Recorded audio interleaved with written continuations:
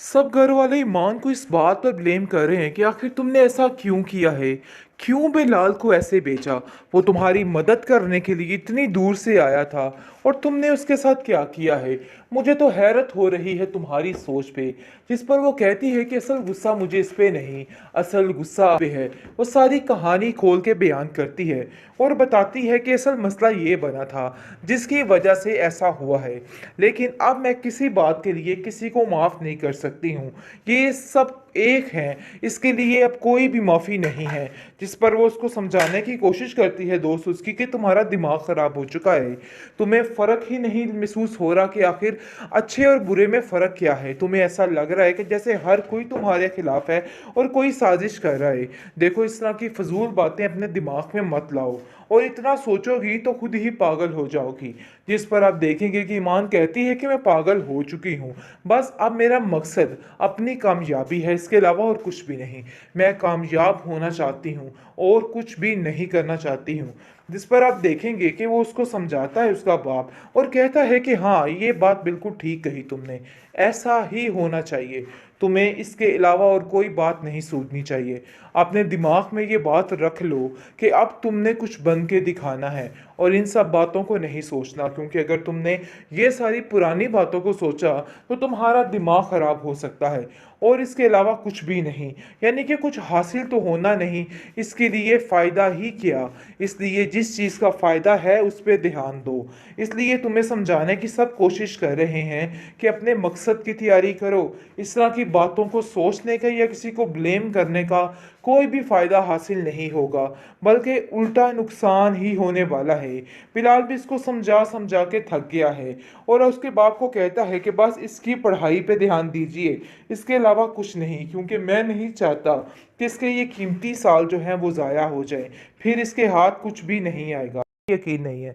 जिस पर पहले तो वो उससे बात नहीं करती है, लेकिन जी आप देखेंगे कि कहीं ना कहीं जानती है कि वाकई में ये इंसान सच्चा है। दूसरी तरफ ज़ारा काफ़ी परेशान हो चुकी है। ज़ारा कहती है कि आखिर मुझे और मेरे भाई को इन लोगों ने क्या समझ रखा है। इतना नीचा कर देते हैं लोग कि कुछ समझ नहीं आती। उसका ससुर जो कि मुंह पे काफ़ी ज़्यादा मीठा बना होता है, लेकिन अंदर ही अंदर इन दोनों बहन भाइयों की ऐसी जड़ें काटी हैं इसने कि बस क्या बताएं। दोनों रोते रह जाते हैं कि आखिर हमारे साथ हुआ तो हुआ क्या। कोई सगा रिश्ता भी किसी के साथ ऐसा कर सकता है। ईमान बार बार याद कर दी है कि किस तरीके से उसने पहला कदम उस घर में रखा था, क्योंकि वो याद कर करके पछता रही है कि काश वो दिन ना आता, मैं उधर जाती ही ना। उन लोगों का ये रवैया देख के वो काफ़ी हैरान है। कितने प्यार से उन्होंने मुझे उधर रखा और फिर कैसा कैसा रिश्ता बनाया और फिर किस तरीके से हर चीज़ को ठुकरा दिया। लेकिन जी आप देखेंगे कि तैमूर कहता है कि इस घर में फाइनली कोई भी उसका नाम नहीं लेगा। ये बात तो बिल्कुल तय है। पहले तो बात कुछ और थी, लेकिन दिल ही दिल में उसने इस बात को जिद बना लिया हुआ है कि ईमान खुद अपने हाथों से इस घर में आएगी और कोई भी इसको मजबूर नहीं करेगा। लेकिन ईमान भी अपने किए की पक्की है, क्योंकि अब आ चुका है बिलाल उसके साथ और वो तैमूर को कुछ भी ऐसा नहीं करने देगा। ये तैमूर का दिमाग का फतूर है, इसके अलावा और कुछ भी नहीं है। क्योंकि वो भी जान चुका है कि नहीं, यहाँ पे कोई भी सगा नहीं सिवाय ईमान के, क्योंकि उसने लैला को भी आजमा के देख लिया है। लैला उसकी सगी नहीं हुई, बल्कि सिर्फ और सिर्फ पैसे की सगी है और पैसे के पीछे पीछे घूम रही है। इसके अलावा उस लड़की का और कोई भी मकसद नहीं। वो चाहती है कि बस हर चीज़ को लूट लटा के अपने नाम कर लिया जाए। ड्रामा सीरियल नकाब ऐसे मोड़ पे आ चुका है कि कुछ समझ नहीं आ रही कि आखिर क्या होने वाला है, कौन किसकी साइड लेगा और कौन किसकी हिमायत करेगा। यानी कि ये तो बात तय है कि बिलाल जो है वो ईमान का साथ नहीं छोड़ेगा।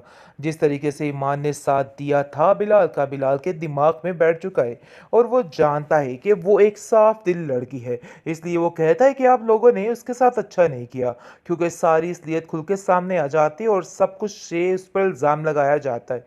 तैमूर कहता है कि वो लड़की इस काबिल नहीं थी इस घर में रह पाती, इसलिए उस लड़की को यहाँ से निकाल दिया गया है और खबरदार आइंदा से कोई भी इस घर में उस लड़की का नाम ले।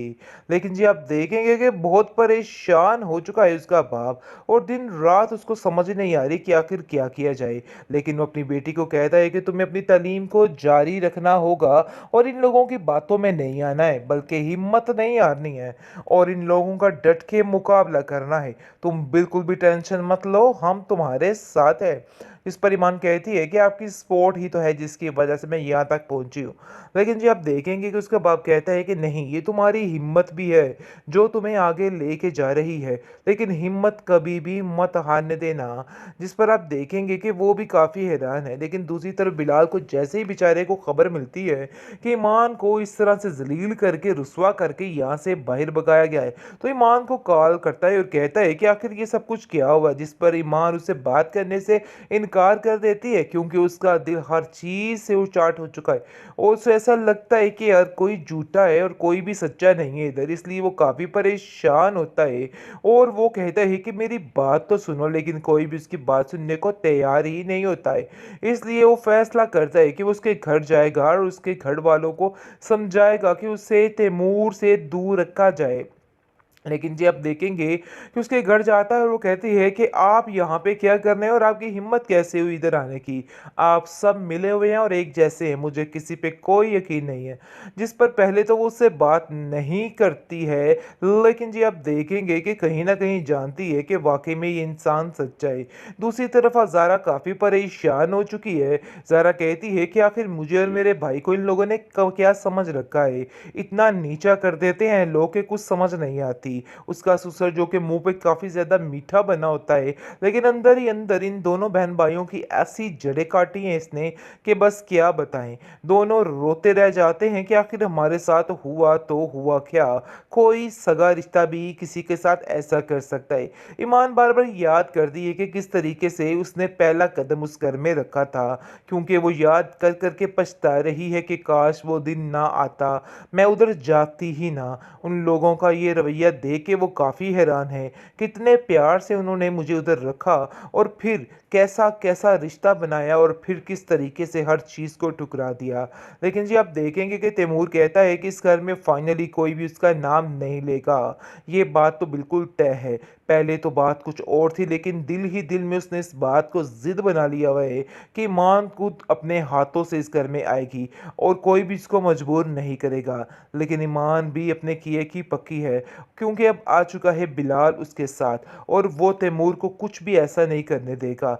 ये तैमूर का दिमाग का फतूर है, इसके अलावा और कुछ भी नहीं है, क्योंकि वो भी जान चुका है कि नहीं, यहाँ पे कोई भी सगा नहीं सिवाय ईमान के, क्योंकि उसने लैला को भी आजमा के देख लिया है। लैला उसकी सगी नहीं हुई, बल्कि सिर्फ और सिर्फ पैसे की सगी है और पैसे के पीछे पीछे घूम रही है। इसके अलावा उस लड़की का और कोई भी मकसद नहीं।